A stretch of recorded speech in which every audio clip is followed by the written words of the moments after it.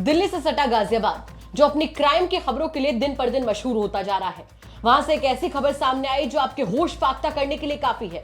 यहां पर सिर्फ दो पति पत्नी हैं, लेकिन उनके बीच में जो रिश्ते हैं वो ऐसे घूम रहे हैं जिसके बाद में क्राइम की एक ऐसी कहानी लिखी जाती है जो सुनकर वाकई आप भी हैरत अंगेज हो जाएंगे।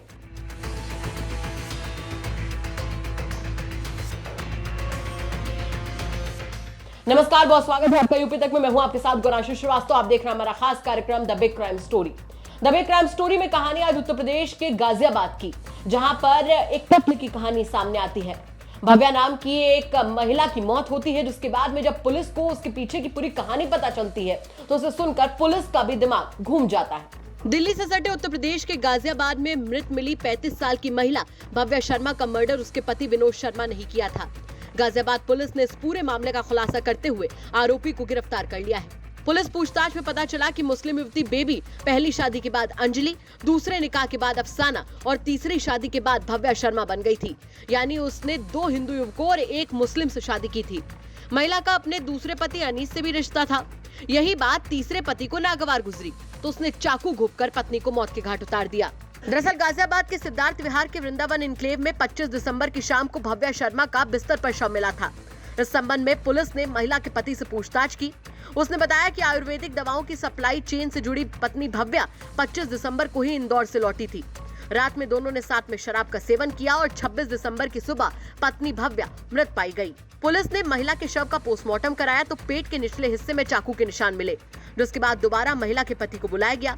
सख्ती से पूछताछ की गई तो वो टूट गया और उसने अपना गुनाह कबूल कर लिया। फिर उसने जो कहानी बताई उसे सुनकर पुलिस भी दंग रह गई।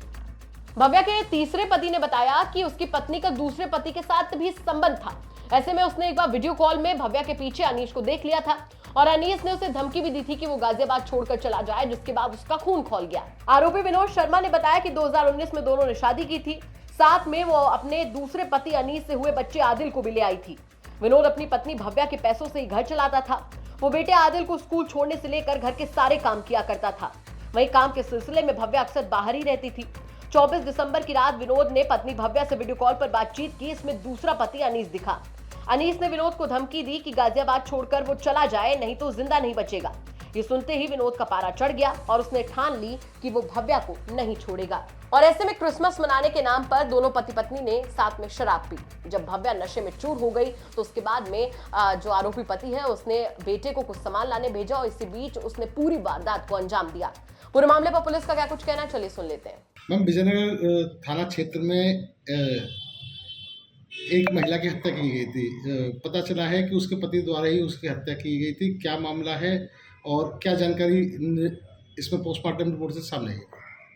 देखिए, दिनांक 26/12/2022 की बात है। थाना विजयनगर क्षेत्र में लगभग दोपहर के समय 12-1 बजे के आसपास 100 नंबर पर सूचना प्राप्त हुई कि काशीराम कॉलोनी सिद्धार्थ विहार थाना विजयनगर के अंतर्गत एक महिला की हत्या की गई है। इस संबंध में स्थानीय पुलिस द्वारा मौका मुआयना किया गया और शव को मृत्यु का सही कारण जानने के लिए पोस्टमार्टम हेतु भेजा गया था। वो पोस्टमार्टम पैनल के द्वारा कराया गया, जिसमें डॉक्टर्स के द्वारा मृत्यु का कारण स्टार्ट इंजरी, जो कि एंटीमॉर्टम इन नेचर है, वो बताया गया है। और जो मृतका है भव्या शर्मा, इनके भाई की तहरीर के आधार पे 302 आईपीसी के अंतर्गत इसमें अभियोग पंजीकृत कर इनके पति मृतका के प्रति विनोद शर्मा को जेल गिरफ्तार करके जेल भेजा गया है। इनके द्वारा कड़ाई से पूछताछ करने पर बताया गया कि मृतका 25 तारीख को कहीं बाहर से कई दिनों के बाद वापस लौटी थी। इन्होंने बैठ कर के आपस में काफ़ी मात्रा में शराब का सेवन किया दोनों ने ही। और इनको पता चला कि मृतका इनकी शादी के पूर्व पहले भी उनकी 3 शादियां हो चुकी थी। तो उनके पहले पति अनीस अंसारी से उनका मिलना जुलना था, बातचीत हो रही थी। इसी दौरान उनकी कोई वीडियो कॉल शायद मृतका के मोबाइल पे आई थी, जिससे इनको ये शक हुआ। इसी बात को लेकर के इनका आपस में झगड़ा हुआ और इन्होंने इस घटना को जो है अंजाम दिया। हम किस तरीके से हत्या की गई थी? देखिए, ये चाकू मार करके हत्या की गई। मैम, माना जा रहा है दोनों ने शराब पी थी, तो उसी दौरान विवाद बड़ा होगा और हथियार उठा के उसने महिला का हत्या कर दी। जी बिल्कुल, सब। तो देखा आपने किस तरीके से रिश्तों में उलझी इस कहानी के पीछे एक बड़ा क्राइम निकलकर सामने आया। सवाल यहां पर यह उठता है कि आखिर कब तक गाजियाबाद से इस तरीके की घटनाएं सामने आती रहेंगी।